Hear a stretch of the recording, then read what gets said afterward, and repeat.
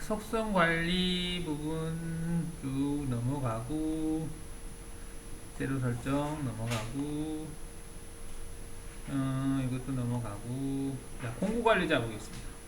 자, 공구 관리자는 여러분들이 이제 작업을 하다 보면 사용하는 공구들이 한 뭐 50개 정도 돼요. 근데 이제 50개를 다 만들어라는 건 아니고, 기본 한번 경로를 생성하면 사용한 공구 목록들이 쭉 있을 거 아니에요. 그것을 또 저장하고, 계속 목록 하나를 만들어서 업데이트 이렇게 해놓은 거죠. 자, 그러면 한번 공구 목록을 만들어 보겠습니다. 자, 공구 관리자를 열면 이렇게 창이 뜬다는 얘기인데, 공구 관리자가 어디 있냐면 여기 가공 경로에 공구 관리자라고 있어요. 여기 공구 관리자, 가공 경로 공구 관리자. 미리 이제 목록을 만들어 놓고 하겠다.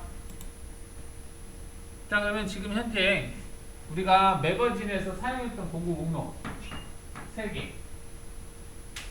방금 이제 이 우리가 지금 경로 있는 부분에서 사용했던 공구들, 한마디로 머신센터에 매거진에 장착된 공구라고 보시면 돼요. 이거는. 그 다음 밑에 있는 것은 우리가 공구실에 있는 공구들. 이게 공구실에 여러 개의 공구들이 있죠. 거기에서 내가 필요한 것을 선택을 해서 기기에다가 장착을 한 거야. 이게 이제 기기에 장착되어 있는 거. 즉 체크되어 있는 사용한 공구를 얘기합니다. 사용한 공구. 경로를 생성할 때 사용했던 공구를 얘기하는 거거든요. 자, 그러면 현재 사용했던 공구를 나는 저장을 해놓고 쓰고 싶다. 근데 현재 이 공구 목록은 mil_mm2이라고 하는 목록이거든요. 이 목록은 그대로 두고 내가 새로운 목록을 만들어서, 이게 새로 생성이거든요. 만들어서 거기에다가 이 3개를 저장할 수 있어요. 자, 저장을 해볼까요? 자, 그러면 새 공구 목록 만들기. 얘를 체크하면 하잖아요. 그러면 현재 이 폴더에 얘가 이름을 줘서 만들어지거든요. 자, 이름을 뭘로 할래 물어보는데, 이름이 잘 띄게 AA로 해볼까? 잘 보이게. 자, 이렇게 해보겠습니다. 보통 이제 한 3개 정도 만들죠. 알루미늄 용도, 스틸 용도, 서스 용도. 그래서 보통 이제 알루미늄이면 플라스틱이나 빛체 이런 것들을 만들 때 쓰니까, 이렇게 해서 확인하시면 AAA라고 하는 툴 목록에는 하나도 없다라는 얘기예요. 새로 만들었으니까 하나도 없겠죠. 그러면 이 3개를 여기다 저장을 해볼게요. 현재 이 3개, 현재 사용했어요. 경로를. 내가 어떤 경로를 생성할 때 이 공구를 썼거든요. 이 공구들을 여기에다가 저장하겠다. 그럼 얘네를 다 선택한 다음에 얘를 누르면 이 목록이, 이 공구들이 목록에 저장이 된다. 자, 얘를 선택하고 이걸 누르는 거예요. 이걸 누르면 얘네들이 여기에 저장이 돼요. 이렇게. 근데 1, 2, 3번으로 안 가고 4, 5, 6번으로 갔네요. 자, 이거는 우리가 제가 이 파일에서 새로운 공구가 오면 다시 카운트 하겠다 해놨잖아요. 그래서 1, 2, 3번이 있기 때문에 얘가 4, 5, 6으로 된 거예요. 만약에 이 번호를 그대로 하고 싶으면 여기에서 이걸 해줘야 돼요. 일단 얘네를 지우고, 딜리트 버튼 누르면 지워집니다. 자, 지운 다음에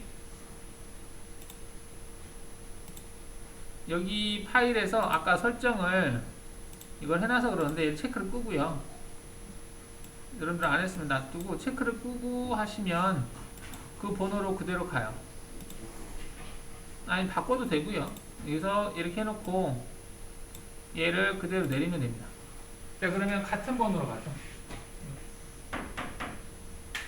물론 여기서 더블 클릭해서 3번을 4번으로 바꾼다든지 5번을 바꾼다든지 바꿔도 돼요. 그 다음 피드나 회전수 바꾸시면 바꿔도 되고, 날수라든지 뭐 이런 것도 다 바꿔도 됩니다.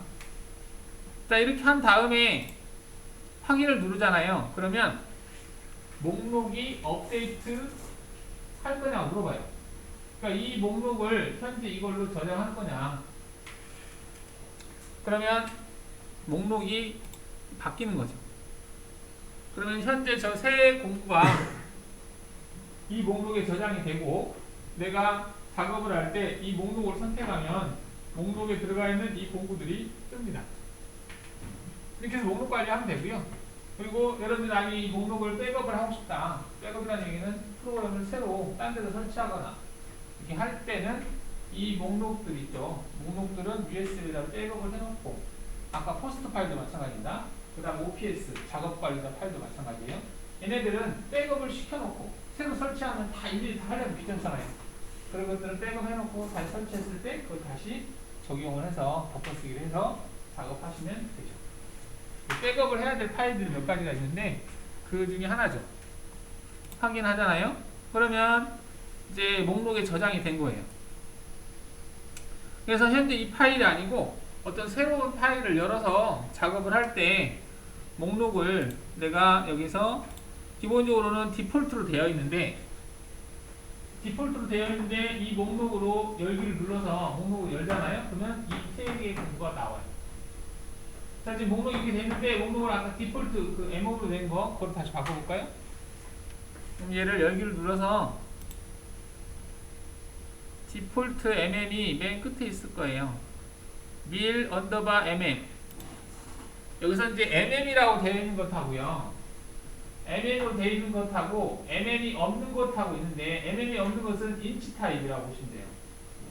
그래서 mm이 밀이라는 얘기거든요. 그래서 쟤를 한번 열어보죠.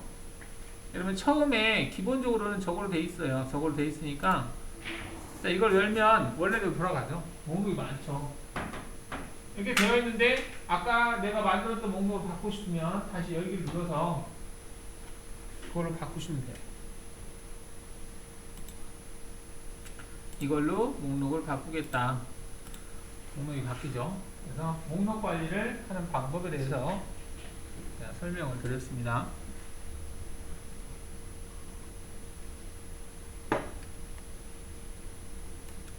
자, 여기 이제 3개밖에 없는데 여러분들이 많이 사용한 그 경로들이 있을 거 아니에요. 경로 뭐 공구를 뭐 한 20개를 사용한 그 경로가 있다. 그러면 그 경로를 열어요. 열고 나서 여기에 들어가면 현재 사용한 공구 목록들이 20개가 다 뜨거든요.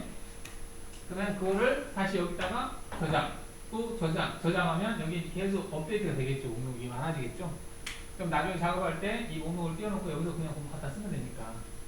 여기 있는 그 목록이 경로를 생성할 때 여기 경로를 생성할 때 조건에 보시면 여기 목록 선택을 딱 누르면 여기에 뜨는 것들이에요. 현재 이 목록에는 AAA라고 목록에는 3개밖에 없죠. 3개만 쓴 거예요. 근데 내가 계속 업데이트하면 여기 목록이 쭉 뜰 거 아니에요. 그럼 거르기 굳이 할 필요 없죠. 몇 개 안 되니까 원하는 거 딱 선택해서 가져가면 되죠. 자, 이게 이제 목록을 보이는데 여기서 이제 공구 뷰 형태에서 큰 아이콘 하면 이렇게 크게 보여요. 아까 작아서 잘 안 보인다 그러면 이렇게 하시면 되겠죠.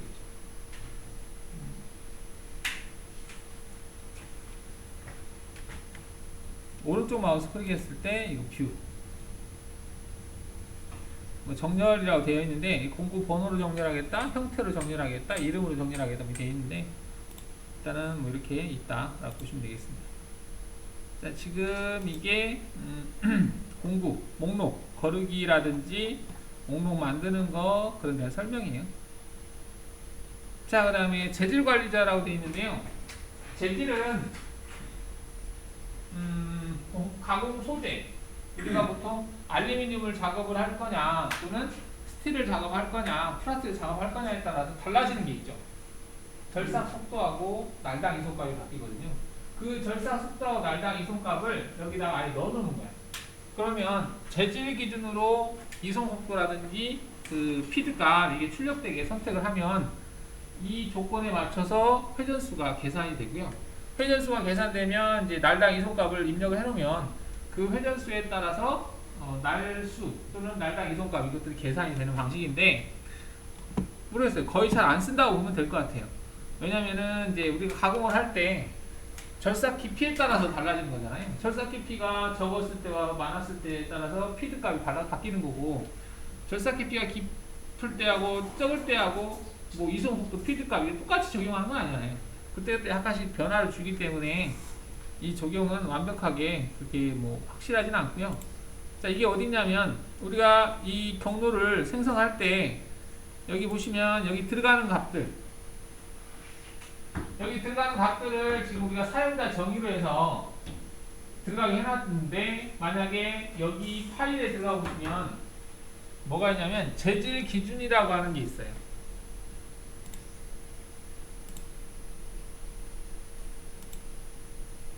이거 말 그대로 공구 조건 사용은 공구를 만들 때 공구마다 들어가 있는 그 조건 있죠. 절삭 조건, 피드라든지 회전수, 그 값을 가지고 아까 그 공구창에서 불러올 거다라는 거고, 재질 기준으로 하게 되면 여기 보시면 재질 기준, 재질이 알루미늄 2024라고 되어 있어요. 그러면 이 알루미늄 2024에 들어가 있는 절삭 속도하고 날당 이송값을 적용해서 얘네들을 계산을 하겠다라는 얘기. 그러면 이 알루미늄 2024가 지금 절삭 조건하고 피드 값이 어떻게 들어가 있는지 보겠습니다. 자, 수정을 눌러볼게요.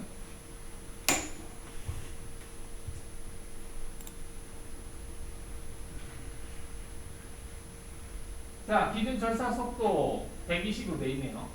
절삭 속도 120, 날당, 회전당 날당 이동값은 0.1 이렇게 되어 있는데, 지금 여기 보시면 드릴하고 윤곽 또는 3차원 가공에 따라서 약간씩 차이가 있죠.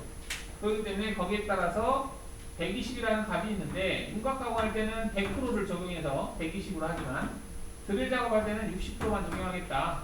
그래서 절삭수를 72로 하겠다. 그 다음 3차원 작업할 때는 몇 프로 하겠다. 이거 선택하는 부분이 있고요. 그 다음에 여기는 이제 날당 이송값도 선택을 할 때, 그 센터 드릴 할 때는 몇 프로를 쓰겠다, 쓰겠다, 이렇게 선택할 수가 있는데, 기본 100%가 이제 여기 들어가 있는 값들이에요. 뭐 이런 것들이 있고, 수정하고 싶으면 수정하시면 됩니다. 나는 뭐 날당 이송값을 0.2를 100% 값으로 하고 싶다. 입력해 놓으면 돼요. 그러면 이 날당 이송값이 바뀌었기 때문에 실제 이송 속도가 다 바뀌겠죠. 적용을 해서. 얘 같은 경우는 절삭도 120으로 해놨는데 나는 100으로 하겠다. 그러면 기본 프로테이지가 알루미늄 한 100 정도 주겠다라고 하면 100으로 바뀌는 거죠. 일단 뭐 재질에 따라서 적용하는 조건들이 다 있는데, 그래서 저희 거의 안 쓰고요. 네, 이런 게 있다라고만 알아두시면 될 것 같아요. 그래서 확인하시면 되겠고, 그 다음에 목록이 여기 있는 목록 말고도 여기 보면 선택을 누르면 지금 목록이 안 보이죠? 이거는 지금 이제 전체 보기가 안 돼 있어서 현재라고 되어 있는 건데, 사용 목록이 밀링 목록을 체크하면 목록이 많아요. 이렇게 많은데 이렇게까지 필요는 없고요. 여기가 알루미늄만 하더라도 2024냐 5050이냐 6060 하나 만들어 놓긴 했는데, 그냥 보통 알루미늄 아까 3개 정도 되죠. 알루미늄, 그 다음에 스틸, 서스 해가지고 이름을 바꿔서 만들어 놓으시면 돼요. 그래서 보통 알루미늄 할 때는 100 정도 주시면 될 것 같고, 강 20 정도 주면 될 것 같고, 25에서 20 정도. 그 다음에 스틸은 뭐 좀 그보다 좀 적게 주죠. 10에서 15 정도. 이렇게 해서 절삭 속도를 만들어 놓으면 일단은 그 속도에 맞춰서 회전수가 계산이 돼요. 일단 회전수가 계산되면 보통 날당 이송값은 거의 비슷하기 때문에 회전수만 계산이 되더라도 날당 이송값을 이제 보통 0.1, 100분의 5에서 0.1 정도, 이 정도 가늠해서 주잖아요. 이제 이름을 바꾸고 싶으면 이제 수정에 가서 이름을 여기서 수정하시면 됩니다. 가령 내가 뭐 스틸용이다 그러면 STEEL 이렇게 해서 준다든지, 뭐 스틸로 할 때는 얘를 나는 25 정도 주겠다, 날당 이송값은 한 100분의 5 정도 주겠다, 이렇게 주게 되면 조건이 바뀐 거죠. 이렇게 바뀌면은 실제 공부에 가서 바뀌어요. 자, 이렇게 바꿔놓고 한번 확인해 볼까요? 확인하고 여기 재질 기준 체크했죠. 이 상태에서 확인하고, 자, 조건에 들어가 볼게요. 자, 조건 들어가면 공구를 선택하잖아요. 이게 바뀌었죠. 아까 우리가 줬을 때는 이게 3,000에 1,000인가 그랬었잖아요. 얘는 재질 기준으로 바뀌었기 때문에 바뀐 거예요. 절삭 속도가 지금 12.4 얼마나 돼 있는데, 절삭 속도가 아까 얼마 줬지? 25인가 얼마 준 것 같은데 거기 반절로 지금 된 것 같은데요. 이거는 아마 여기에서 어떤 값들이 공부에서 값들이 50%돼 있나? 적용이 돼서 그래. 절삭수 비율이 50%돼 있는데 100%라든지 이런 것들 다 맞춰줘야 돼.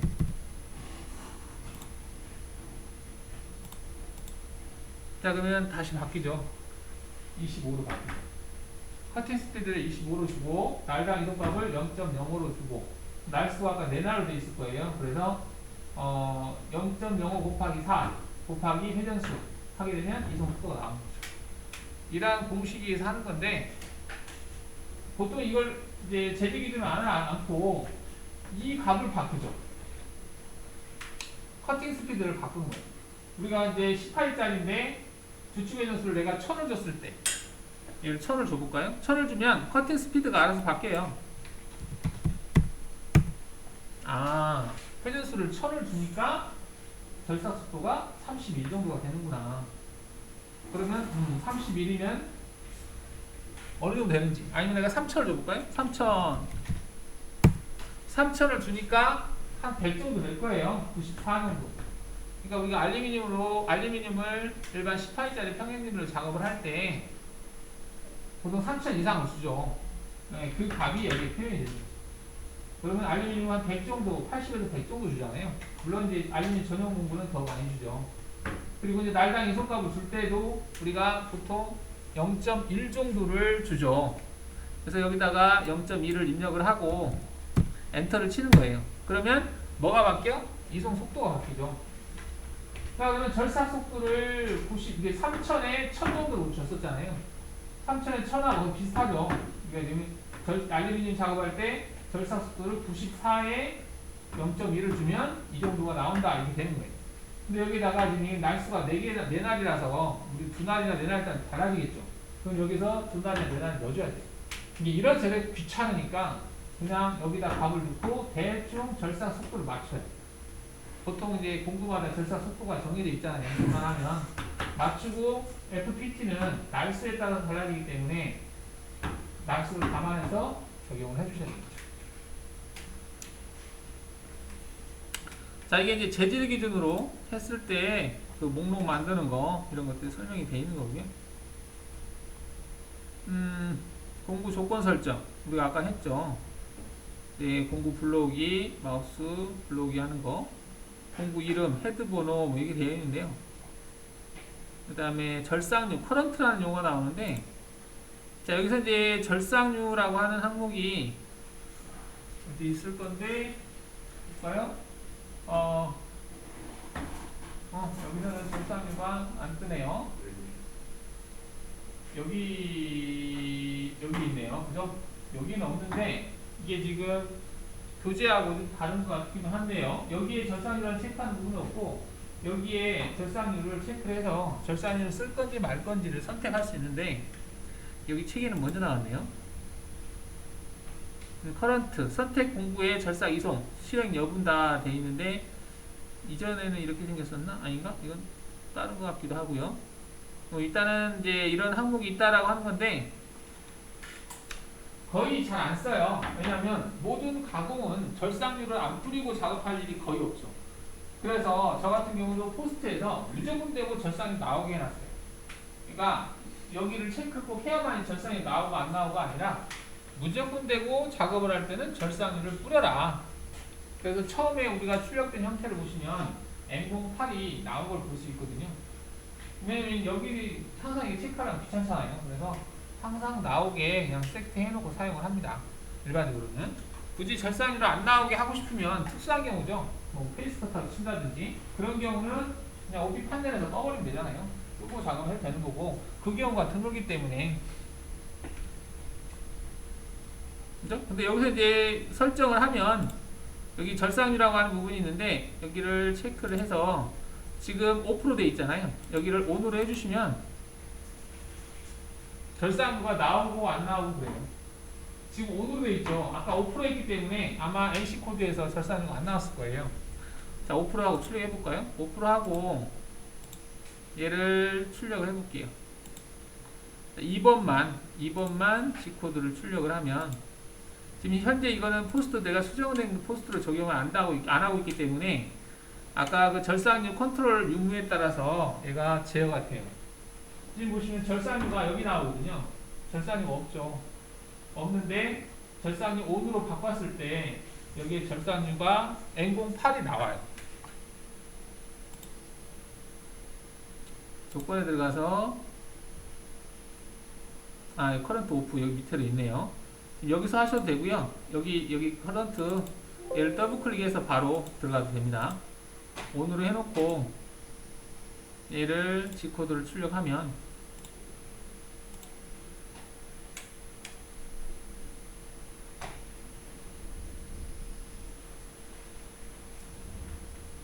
나오죠. 근데 이제 이렇게 보통 저 같은 경우 이렇게 잘 안 하고요. 그냥 항상 나오게 해놓는 스타일이고 저렇게 하고 싶으면 하셔도 되고요. 해보시고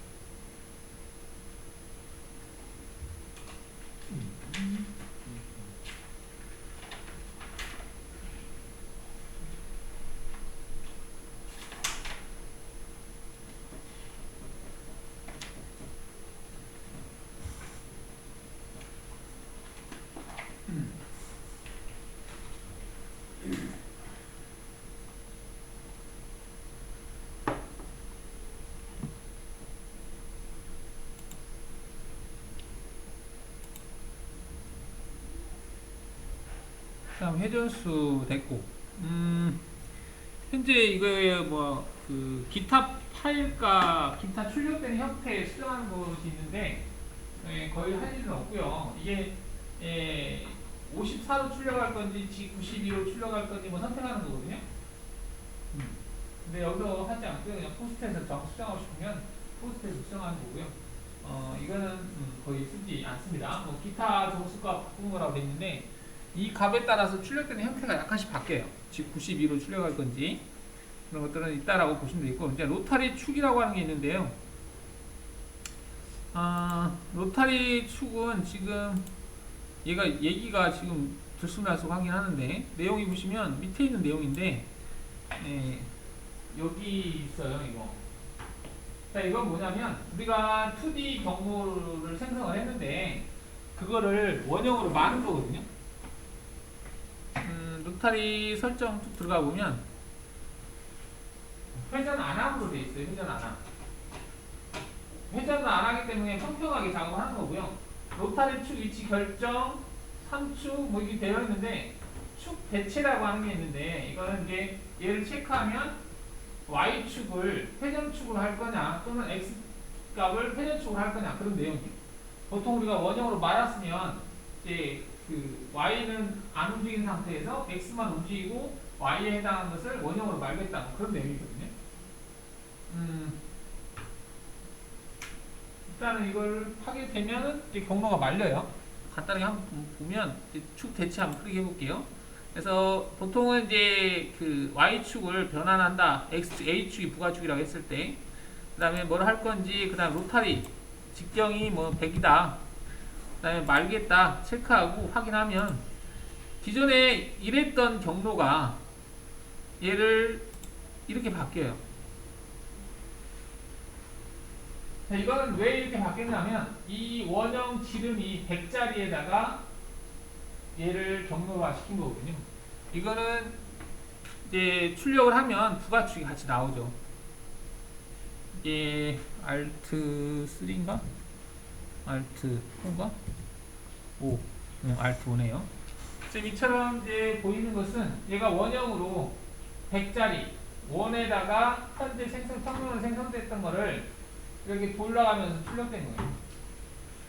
그러니까 원형으로 되어 있는 상태에서는 안 되고 원형으로 되어 있는 커브를 평면화시켜서 경로를 생성한 다음에 걔를 이 로탈이라고 하는 기능으로 말아야죠. 이렇게 생성이 되는 거고 이때 얘를 경로하기를 하면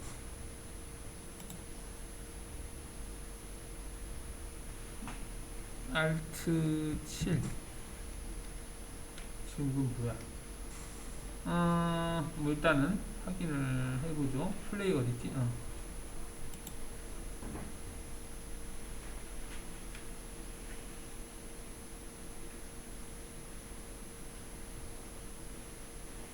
아무튼 축이 돌아가요.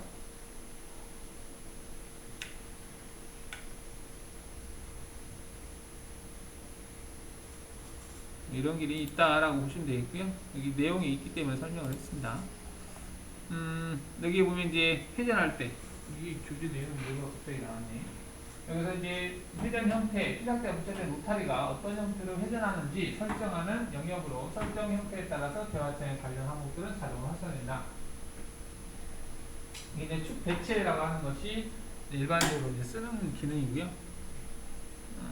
뭐 이러한 게 있다라고 보시면 되겠습니다. 축 대체라고 하는 게 활성화 영역으로 사용된다. 뭐 나중에 한번 진짜 경로 생성할 때 한번 정도 해보겠습니다. 얘들을. 그 다음 공구 표시, 그 다음 평면. 평면이라고 하는 게 있는데 이건 작업 평면을 바꾸는 거예요. 여러분 바꿀 일은 거의 없는데 작업 평면이라고 하는 게 이게 지금 우리가 작업 평면이 평면 상태에서 보는 거거든요. 이렇게 평면이라고 하는 것은 XY 평면을 보면서 돌아가는 거예요. 근데 나는 이걸 정면에서 경로를 생성을 하고 싶다. 그럴 경우도 있거든요. 그럴 경우에는 작업 평면을 정면으로 놓고 경로를 생성할 수도 있습니다. 그런 거를 할 때 뭐 쓴다라고 보시면 될 것 같은데요. 작업 평면 하나 바꿔볼까? 일단은 평면을 정면으로 바꿔놓고요. 정면으로 바꾸면 얘가 바뀌어요. 정면으로 하면 공구 평면하고 이 두 개가 바뀝니다. 즉 공구가 이렇게 간다는 얘기예요. 정면으로.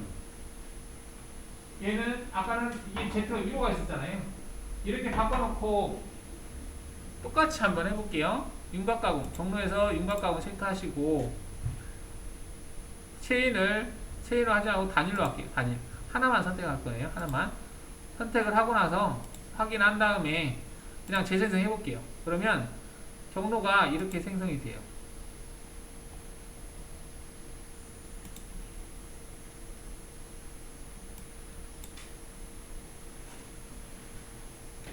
이게 눕혀서 들어가죠. 그러니까 작업을 하는 평면이 정면이냐 아니면은 평면이냐 우측면이냐에 따라서 이 공구가 생성되는 그 면이 달라져요. 축이 이런 게 있다라고 보시면 되겠고, 지금 뭐 할 일이 많지는 않은데 이런 것도 있다. 이 복합적으로 이제 솔리드 형상이 그 다 되어 있는 그런 형상 같은 경우는 여기도 형상이 있고 여기도 형상이 있으면 그걸 잡아서 작업을 하면 돼요. 근데 보통은 평면화된 2D화 되어 있는 도면이 넘어오잖아요. 그래서 평면, 정면, 우측면도 다 평면화되어 있잖아요. 그런 걸 할 때는 이제 이렇게 하기가 힘들죠. 그렇게 하려면 그 평면을 그 면에다가 갖다가 붙여놔야 돼요. 붙여놓고 체인으로 잡아서 작업을 해야 되거든요. 근데 보통 현장에 계신 분들이 거의 다 이렇게 잘 안 하죠. 거의 평면에서 작업을 하니까 레벨을 관리해가면서 평면에 작업할 거는 1번 레벨, 우측면 작업할 건 2번 레벨에다 만들어 놓고 뭐 정면 작업할 건 3번 레벨에다 만들어 놓고 이렇게 작업을 하는 경우가 많죠. 평면마다 좌표의 설정을 다시 잡아야 되기 때문에 이런 게 있다라고 보시면 되겠고, 복귀점은 특정한 지점을 지나서 복귀하고 싶을 때 뭐 거의 뭐 쓸 일이 없을 것 같고요. 그 위치를 해놓으면 그 위치를 거쳐서 가요. 거쳐서 복귀할 때도 거쳐서 가고 들어갈 때도 거쳐서 가고. 그 다음 캔드 테스트라고 하는 게 있는데 캔트 테스트도 많이 쓰지는 않는데요. 가령 이제 지금 여기에서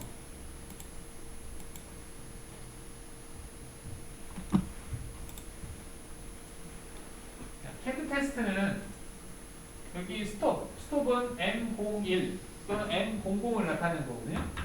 OP 스톱이 M01이겠네. 얘는 M00, M00, M01, 블러드 온.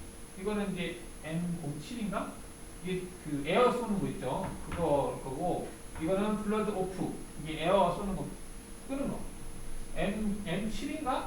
뭐 회사마다 다를 거예요. 이게 절산유가 아니라 절산유가 주축 관통형이 있고, 플러드 외곽에서 쏘는 게 있고, 그 다음에 에어 블라스트인가? 그래서 에어 쏘는 거 있잖아요. 그런 것들마다 코드가 좀 다르잖아요. 그런 것들을 추가할 때 이거는 포스트에서 몇 번을 출력할 건지 바꿀 수 있습니다. 그다음 M05 정지, M06 공급 교환, M07이 절산유 오프인가? 그다음 M08 절산유 온이죠. M09 절산유 오프, M10 얘네들을 추가할 수 있어요.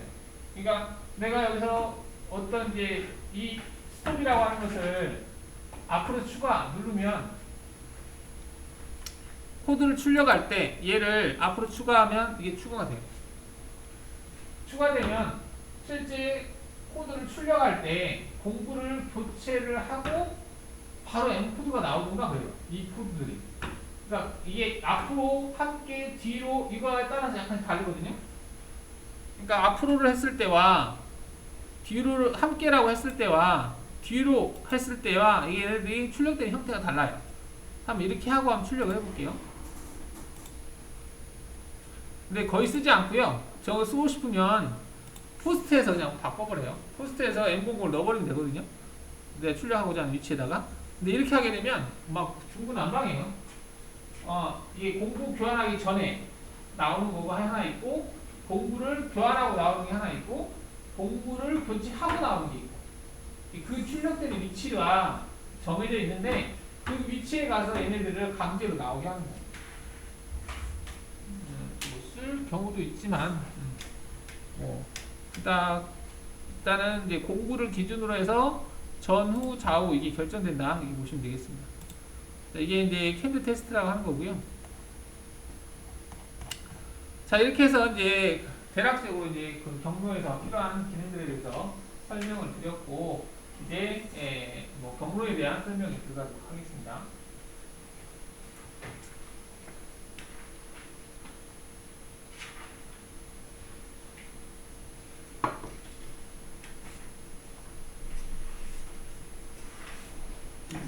자, 윤곽가공 경로. 여러 개의 도형들이 연결되어 형상을 이루는 것을 윤곽이라 한다. 아까 전 체인 개념이죠. 하나의 선만 있는 게 아니라 선들이 계속 연결되어 있잖아요. 이러한 윤곽은 하나의 공구로 윤곽가공 또는 폭깃가공 등을 하는 데 사용된다. 윤곽의 형태는 아래 그림과 같이 닫힌 윤곽과 열린 윤곽이 있다. 이건 뭐냐면 대상 체인이 시작점에서 시작을 해서 쭉 끝나는 지점까지 왔을 때 그 시작 지점하고 연결된 거는 닫힌 거고요. 시작점과 끝점이 떨어져 있는 거, 이거는 열려 있다라고 합니다. 열려 있을 때하고 닫혀 있을 때하고 약간의 조건이 좀 다르거든요. 닫혀 있다는 얘기는 진입점하고 끝점이 만나기 때문에 그 이송을 할 때도 그냥 그 자리에서 그냥 바로 이송을 해도 공구 유지를 해도 상관이 없는데, 열린 윤곽 같은 경우는 시작점과 끝점이 멀찌감치 떨어져 있기 때문에 그 끝나는 위치에서 Z값 유지하는 상태 그냥 쭉 와버리면 간섭받을 염려가 있죠. 이런 것들 차이가 좀 있습니다. 그래서 닫힌 윤곽은 처음 요소와 마지막 요소가 연결된 형태이고, 열린 윤곽은 연결되어 있지 않은 형태다. 윤곽 가공은 이러한 형태를 이루는 도형 요소를 따라 가공하는 방법을 정의하는 가공의 한 방법이다. 자, 보시면은 이제 이게 열린 윤곽이다, 이거는 닫힌 윤곽이다 이렇게 얘기합니다. 열려있다는 얘기는 시작에서 시작을 했어요. 끝나는 위치하고 떨어져 있죠. 그렇기 때문에 끝나는 위치에서는 안전하게 이송 높이까지 간섭을 받지 않는 이송 높이까지 떠서 옆으로 가는 게 맞고, 얘 같은 경우는 시작을 여기서 했는데 다시 여기서 끝나요? 그럼 여기서 굳이 이송 높이까지 떴다가 내려올 필요 없이요. 그냥 바로 그냥 여기서 가버리면 되죠. 가령 깊이 가공을 한다든지, 깊이가 여러 번 한다든지, 측면 가공을 한다든지 했을 때 간섭을 적게 받죠.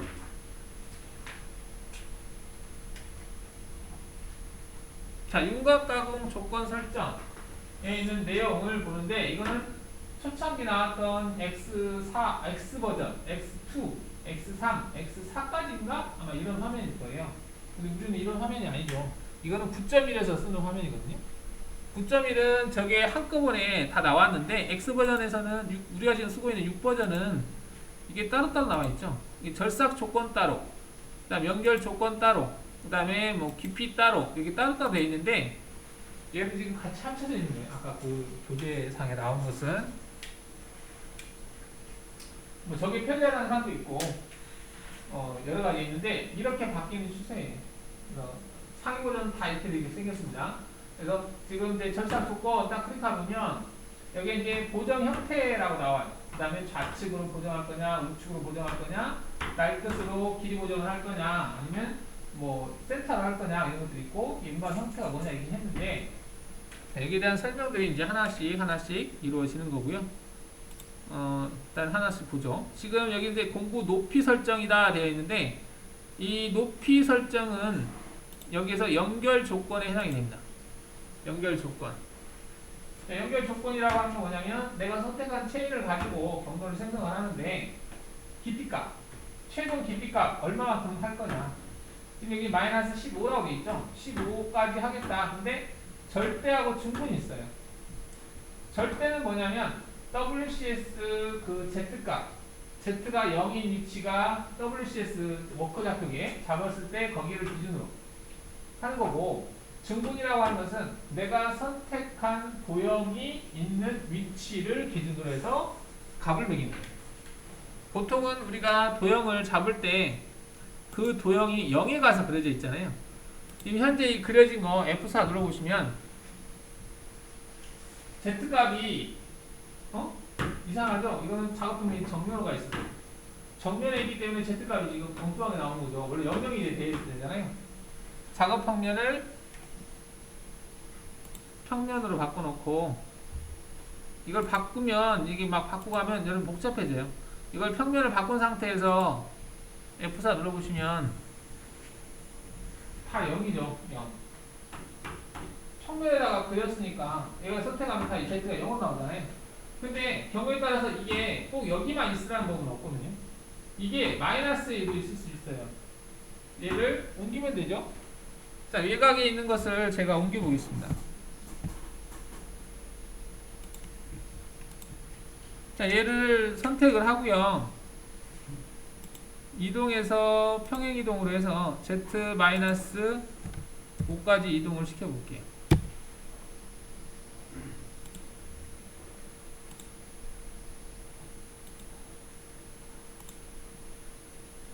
자, 그러면 지금 보면 얘는 마이너스로 이동된 상태예요.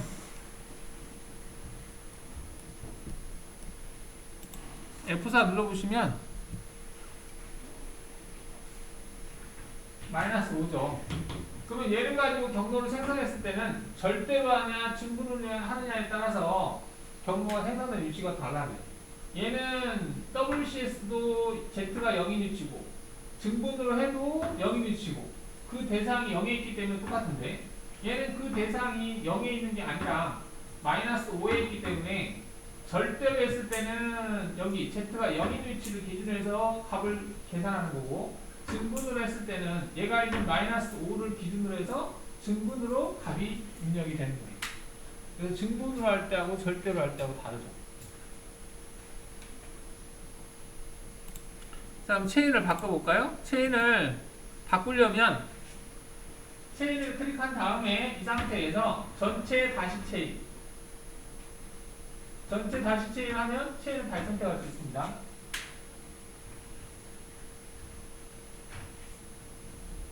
아, 이거 평행이동 안 하고 계시나? 평행이동 안 했었나 여기? 이동 기능 안 했었나? 이거 안 했나?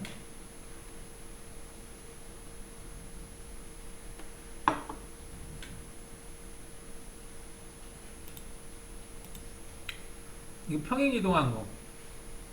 Shift 버튼 눌러서 선택하면 다 선택되죠. 체인지로 선택되는 거니까.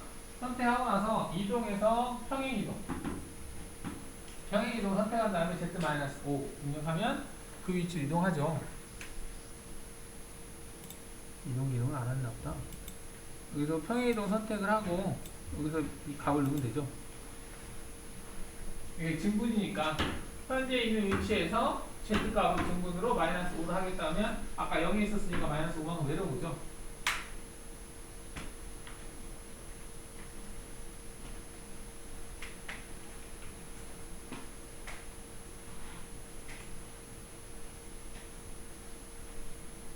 -5만큼 내려놓고 그걸 가지고 경로를 생성하면 그때는 이제 증분했을 때와 절대로 했을 때 차이를 느낄 수 있어요. 근데 이제 그 도형이 Z가 0에 있으면 구분이 없지. Z가 0에 있으면 증분으로 하나 절대로 하나 똑같은 개념이 되는 거죠.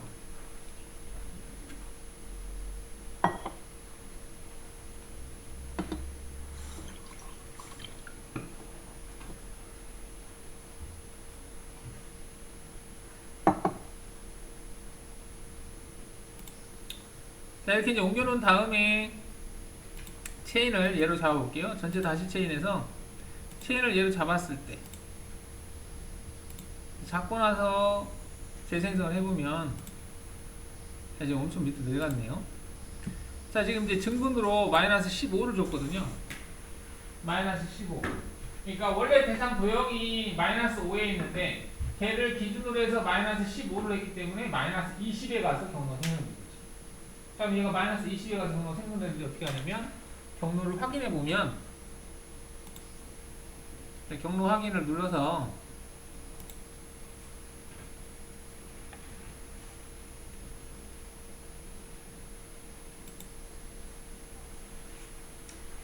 자, 보시면 현재 -20에서 움직이는 거 볼 수 있죠. Z가 -20에서 움직이고 있다.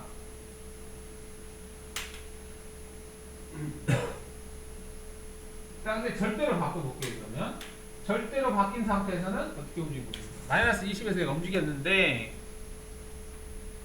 절대가 아닌 증분이 아닌 절대로 바꿨을 때 절대로 바꾸고 나서 여기다가 -15인가? 15를 주고 재생성을 해보죠.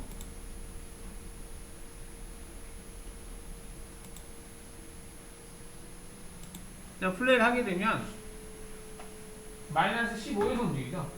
말 그대로 절대는 그대로 그 값이 여기에 뜨는 거고 증분은 선택한 대상 도형을 기준으로 하기 때문에 이 값하고 다를 수가 있죠. 증분으로 했을 때와 절대로 했을 때의 차이. 이 깊이값을 대상 도형이 항상 Z가 0에 있으라는 법은 없거든요. 이게 0에 있을 수도 있고 -5에 있을 수도 있고 또는 Z가 뭐 20이나 30에 있을 수도 있고 그래요. 그러니까 거기에 따라서 달라지는 거죠. 실제 경로가 가공 깊이가 달라질 수 있다. 증분은 대상 도형을 기준으로 합니다. 도형.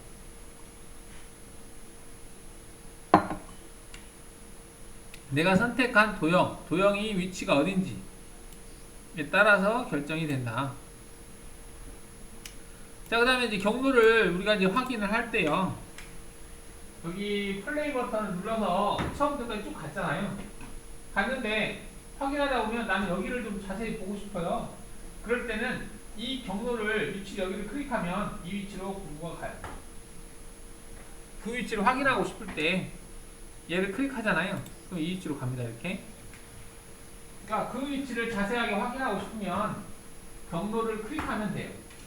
경로가 없는데 없을 때는 얘를 쭉 당겨버려요. 그러면 끝까지 가거든요. 끝까지 간 상태에서 내가 원하는 부분을 클릭하면 돼요. 그러면 그 부분의 공구가 멈추게 할 수 있습니다. 자, 그 다음에 여기서 한 스텝씩 경로를 확인하고 싶으면 얘를 클릭하면 되거든요. 스텝. 근데 이게 단축키로 S가 스텝이에요. 키보드 S. 한 스텝씩 진행하는 걸 볼 수 있어요. 그 다음에 B를 누르면 백. 뒤로 가요. 뒤로. 백. 뒤로. 그 다음에 S를 누르면 앞으로. 그 다음에 R을 누르면 run. 처음부터 끝까지 쭉 가는 거예요. run. S. 그 다음에 B. 이게 S고 이게 B예요. 그 다음에 run은 이거. 런은 처음부터까지 쭉 가는 거예요. 한꺼번에. 경로를 확인할 때 S, B, 런 단축키예요. S를 누르면 원래 모의가공에서도 되는데 6버전은 안 되고요. 7버전부터는 모의가공 확인할 때도 이 단축키가 먹습니다. 그래서 모의가공 할 때 S 이게 눌러서 한 스텝씩 경로를 확인하거나 그게 되는데 X 6버전까지는 그 기능이 안 돼요. 그래서 경로는 그 기능이 되는데 즉 한 스텝씩 보는 게 되는데 모의가공에서는 그게 안 된다.